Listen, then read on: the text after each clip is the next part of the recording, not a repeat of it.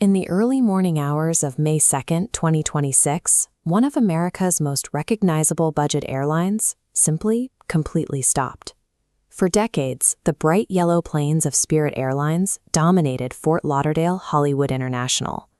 In this specific geographic hub, they were the undisputed primary carrier. This chart shows that dominance. Spirit controlled roughly 30% of all flight activity at Fort Lauderdale, processing over 6 million passengers every year. But facing insurmountable debt, the airline abruptly ceased all global operations. That 30% capacity vanished in a single day. 17,000 employees lost their jobs, thousands of passengers were left stranded, and dozens of gates sat empty. While other carriers saw a crisis, JetBlue was already prepared. The airline had been monitoring Spirit's financial decline for months, positioning itself to execute a rapid expansion the moment a vacancy appeared. In aviation, market share is typically won over years of incremental growth. JetBlue is attempting to capture that same territory in a single season. Expanding an airline requires physical space. You cannot grow without airport gates, assets that are fiercely protected and rarely become available at major commercial hubs. JetBlue took over 30 of Spirit's abandoned gates, scaling their Fort Lauderdale operation to 150 daily flights. This transforms the airport into a primary connecting node, opening over 370 new itineraries into Latin America and the Caribbean. But infrastructure is useless without a workforce. The industry is currently grappling with a severe shortage of trained pilots, mechanics, and flight attendants. JetBlue addressed this by launching a hiring initiative specifically designed to absorb the 17,000 employees Spirit had just laid off. These workers are already FAA certified. They know the Fort Lauderdale airspace and understand local gate operations, meaning they can be integrated into the new schedule with minimal transitional training.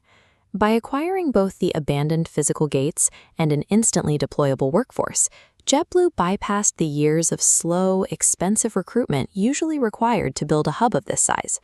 For the millions of travelers who relied on Spirit, the most practical question is whether JetBlue will match those famous $39 base fares. The answer is no. JetBlue's leadership has clearly stated that an ultra-low-cost, bare-bones pricing model is completely unsustainable in a market dealing with rising fuel and labor costs. This chart compares Spirit's old pricing to JetBlue's value proposition. While Spirit relied on a low entry price followed by a series of mandatory fees for bags or seat selection, JetBlue uses a bundled approach. In exchange for a higher initial ticket price, passengers receive high-speed Wi-Fi, name-brand snacks, seat-back television, and the most legroom in standard coach. JetBlue is betting that modern passengers are tired of being nickel and dimed and will instead pay a slight premium for an all-inclusive flying experience. These ambitions extend beyond economy seats. By the end of the year, JetBlue will introduce lie-flat first-class cabins to its Fort Lauderdale departures. This targets a specific market. JetBlue is going head-to-head with legacy carriers like American Airlines, attempting to pull high-spending business travelers away from the traffic and congestion of Miami International. This shift highlights a significant irony. Back in 2024, JetBlue attempted to legally purchase Spirit Airlines for $3.8 billion. Federal regulators blocked that merger specifically to protect low fares. They argued that keeping Spirit alive as an independent budget competitor was the only way to safeguard the interests of the price-sensitive traveler. Instead, that intervention accelerated Spirit's financial decline. The airline went bankrupt, the budget fares vanished, and 17,000 lost their jobs. Ultimately, JetBlue absorbed Spirit's market share, gates, and workforce, but without having to pay the $3.8 billion acquisition fee.